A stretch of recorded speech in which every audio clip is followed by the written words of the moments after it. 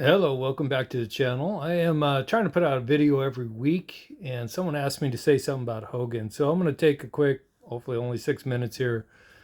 Trying to keep it in that 6 minute mark just to make it quick. About Hogan, that's not easy because he's done so much. I mean, the guy came out of the blocks, just a hard worker, had more balls, worked harder than anybody, and was on top of the game. And then did he go to military? I'm not sure, but I know he got in a car wreck and got hurt. And then it's kind of like Tiger Woods, right? But he came back and won everything. Had to create a new swing. All kinds of stuff happened. In 53, what a year that was. In 53, he started Ben Hogan Golf Company with two friends. And the very first set of clubs. Well, that's also year. Hang on, back up a little bit. That's also year that he won 5 out of the 6 big tournaments, like the American Open, the U.S. Open, the British Open, the what else is left out there? I'm missing all kinds of stuff. Hang on. I missed Augusta. So the Masters, right? Whatever, all the other ones. So he won a ton of stuff in 53, and he started the company with his two buddies. But he came out with a set of clubs, didn't like them. Spent $1 million developing these clubs, didn't like them, weren't good enough for him, junked them.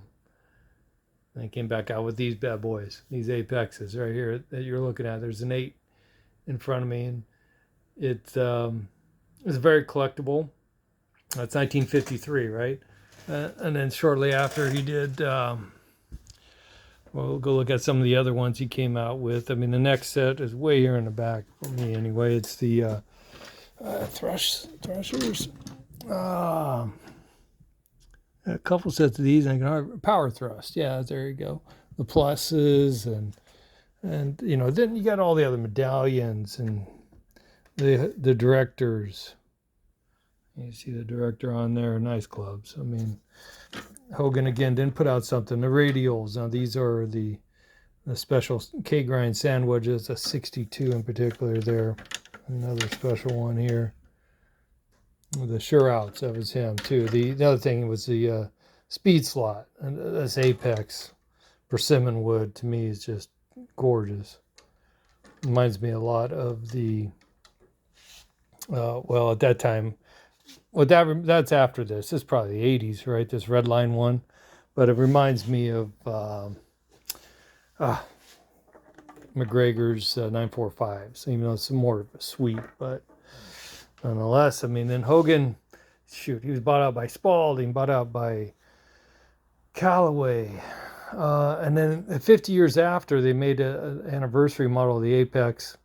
But I think it was 2003 also that Furyk won the U.S. Open with the Hogans again, and that was kind of the last hurrah. I think after that, Callaway more or less shut them down. But they have some great clubs. When Hogan was involved, the name Hogan should say quality, and that's what you see. The radials even. I mean, so you bounce off the ground. But I have to say, a lot of stuff is not made for high handicap. Right? I mean, maybe the newer stuff, yes. This, you can see the cavity back going on there and these as well. But, these forged metal types of blades are this medallion and directors and etc. They're made for better, lower handicap golfers. The Apex were a big deal when they came out. Everything forged kind of has that about it. But, just so we see some of the other stuff, there's a +1. We got a little bounce sole, but, weights in the middle. The irons, some of the copper ones, special SI sand irons. Here's one that's a utility wedge, PT3, Apex 2s with the face on there. This looks like a nice one. It's only one of these I have. But I don't know. I see quality when I look at that. The red line ones, when you see those. So what's collectible, right? Sure outs, collectible. and desirable. Just, what can you do with a hunk of metal? Huh. Well, anyway, I won't go into it, but I mean, look at that. That's some of the newer stuff. Well, they quit making them, I think, in 2008, possibly. They quit making them. The bags, love the bags. That bag still has tags on it. This one over here, I'm not sure if that's not Ralph Lauren. Actually, it's a Hogan bag, but I think it was a thing with Ralph Lauren, which highly desirable. Oh, my putters, yeah, shoot. I don't have most of the putters here, so you're not going to see them. This one's sitting here, that 1440 dollars is what it says on it. But Hogan, just quality stuff. Highly desirable in my eyes anyway.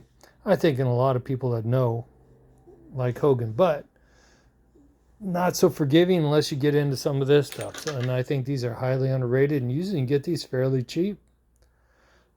And these would be for more high handicap, which that's me. Be honest, it is. I'm a bogey golfer, so hybrid, still throwing out the speed slot on there. But again, I think 2008 was the last of it. And that's too bad. I mean, his book, I see this Tommy Almer book sitting back here, makes me think of his book, The 5 Things. And it's just highly desirable. I probably got a dozen of those. They're for sale. I gotta go locate them. They're in storage. But it's a book that people used to carry around with them, and probably still do.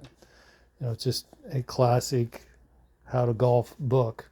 And I tell you what, some of the videos Ben Hogan put out too on how to golf, I think are classic. Well, I notice I'm getting to the end of here. I'm almost at 7 minutes, so I'm gonna cut it.